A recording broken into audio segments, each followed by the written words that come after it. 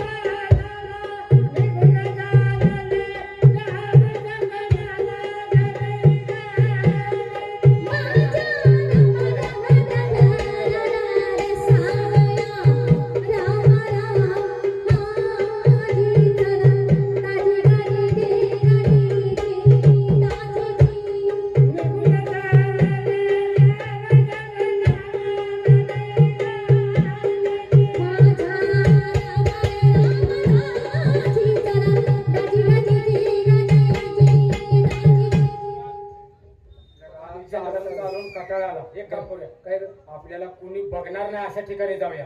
कोपऱ्यात जाऊया. गाडी पलीकडे दाट आहे का नाही तिथं जाऊन डबरे काढूया. जाऊन मी खड्डा काढतो लगेच तू पुरायचं बघ. तू काळजीच करू नको. चल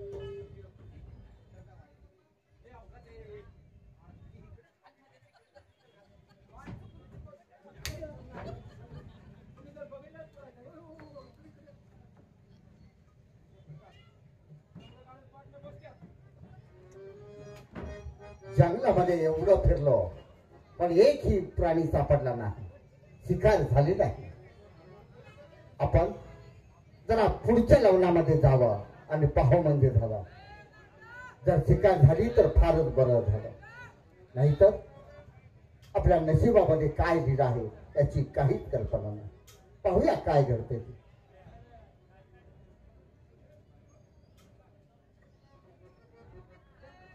अरे वा आमच्या गर्भाचे सेवक आणि या जंगलामध्ये काय करता आहात? ठीक आहे आपण जरा त्यांची चौकशी करावी म्हणजे झाला.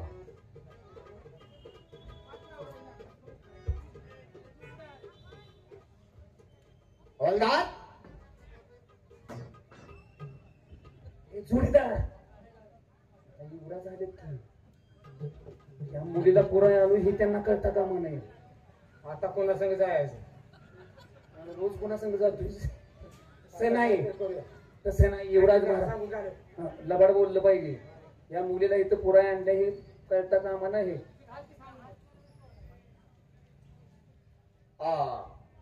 काय करता हात रे इथं? हे युवराज महाराजांनी आम्हाला पाठवलं होतं. कशासाठी रे? ते काय एका मुलीला पुरायची होती. खरं बोलायचं नाही सांगायचं नाही. आपण खरं बोलायचं नाही. सगळे आय घालून बसला जण. आज बी सांगायचं आणि उद्या बी सांगायचंय. मग आता सांग खरं सांगितलं पाहिजे. सगळं सत्य सांगितलं पाहिजे. सांगा बरं काय युवराज महाराज. काय रे हातामध्ये काय आहे? ही मुलगी आहे. महाराजांची मुलगी आहे म्हणजे तुमची बहीणच आहे. पण आता इलाज नाही हो. आम्हाला सांगितले, महाराजांनी सांगितले मुलगी झाल्या त्यांना एका गोसाव्याने सांगितलं तुम्हाला मुलगी होणार आहे, त्या मुलीचं तोंड बघितलं की तुम्ही मरणार आहे असं गोसाव्याने सांगितलं होतं. आता ही मुलगी झाली आहे आणि आमच्या हातात ते मुलगी दिल्या जंगलात जाऊन फोडून या म्हणून. या बदल्यात आम्हाला ते 2-2 लाख रुपये देणार आहे. या मुलीला पुरण्यासाठी तुम्हाला 2-2 लाख रुपये देण्याचा देणार आहे. होय. हवलदार, हा? जर का समजा मी तुम्हाला दोघांना 5-5 लाख रुपये दिले हा. तर ही मुलगी मला द्याल? हा, तुम्हाला देतो मग तुम्ही दरबारमध्ये घेऊन जावा आणि महाराजांनी जावं म्हणजे आमचं कातडे निघलं पाहिजे. हाय ती सर्व जायला ना मार मारणार खायला लागेल. हवलदार, हा? जर तुम्ही मुलगी दिली तर तुम्हाला 5 लाख रुपये भेटणार आहे होय की? आणि नाही दिली तर मरेपर्यंत मार भेटणार आहे. हे बघ, त्यांचीच बहीण आहे, त्यांच्या ताब्यात देऊन टाकूया. कशाला होईल का बाहेरची पिढा बाहेर गेल्या चांगली. ती पोरगी बी गेली ना आपल्या दोघाला बी हाणणार. तुझ्या डोक्यात आलं का नाही देऊन टाक. जाऊ हे असं करा, 5-5 लाखात थोडंफार वर वाढवा की. 5-5 लाखामध्ये वाढवतो. प्रथम ती मुलगी माझ्या हातामध्ये द्या. घ्या शिंदे म्हणल्यावर नालाय का वरण मिरच्याने म्हणते त्या.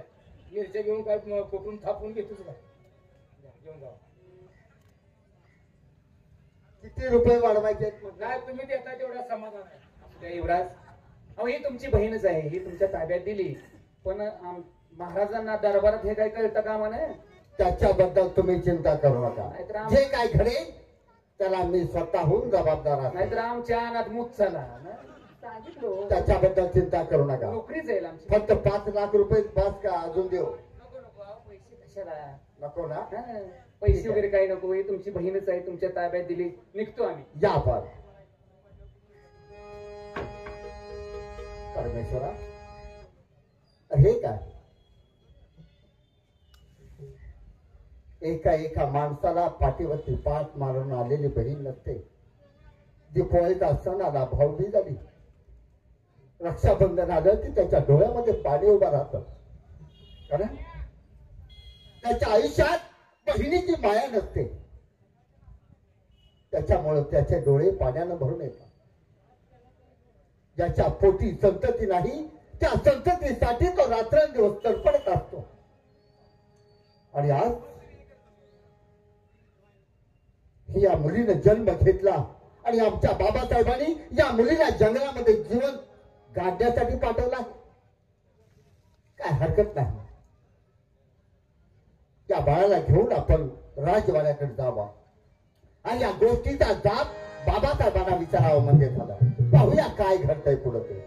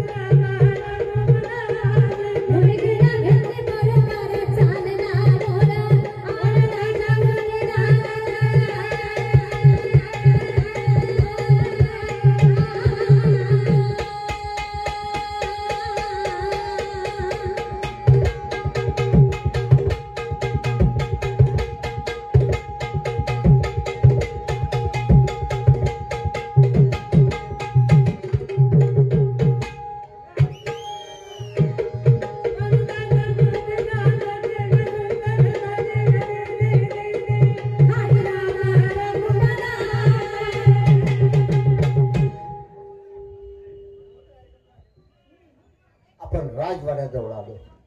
दरवाजावरती शिपाई आहेत, त्यांना सांगावं म्हणजे झालं. हवलदार,